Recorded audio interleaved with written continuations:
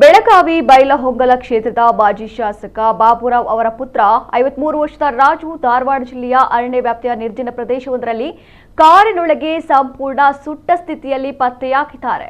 ದುಷ್ಕರ್ಮಿಗಳು ಕಾರಿಗೆ ಬೆಂಕಿ ಹಚ್ಚಿ ಆತನನ್ನ ಕೊಲೆ ಮಾಡಿದ್ದಾರೆ ಎನ್ನಲಾಗಿದೆ. ದೇಹವು ಗುರುತು ಸಿಗದಷ್ಟು ಸುಟ್ಟು ಕರಕಲಾಗಿದೆ. ಘಟನಾ ಸ್ಥಳದ ಭೀಕರತೆಯನ್ನು ಗಮನಿಸಿದರೆ ಇದೊಂದು ಪೂರ್ವ ನಿಯೋಜಿತ ಕೊಲೆ ಎಂಬ ಬಲವಾದ ಶಂಕೆ ವ್ಯಕ್ತವಾಗಿದೆ. ಪೊಲೀಸರು ಪರಿಶೀಲನೆ ನಡೆಸಿದ್ದಾರೆ. ವಿಧಿವಿಜ್ಞಾನ ಪ್ರಯೋಗಾಲಯದ ತಜ್ಞರು ಸ್ಥಳದಿಂದ ಅಗತ್ಯ ಸಾಕ್ಷ್ಯಗಳನ್ನು ಸಂಗ್ರಹಿಸಿದ್ದು ಮೃತದೇಹವನ್ನು ಮರಣೋತ್ತರ ಪರೀಕ್ಷೆಗೆ ರವಾನಿಸಿದ್ದಾರೆ. ಸದ್ಯ ಪ್ರಕರಣ ದಾಖಲಿಸಿಕೊಂಡ ಪೊಲೀಸರು ತನಿಖೆಯನ್ನು ಚುರುಕುಗೊಳಿಸಿ ಆರೋಪಿಗಳ ಪತ್ತೆಗೆ ಬಲೆ ಬೀಸಿದ್ದಾರೆ.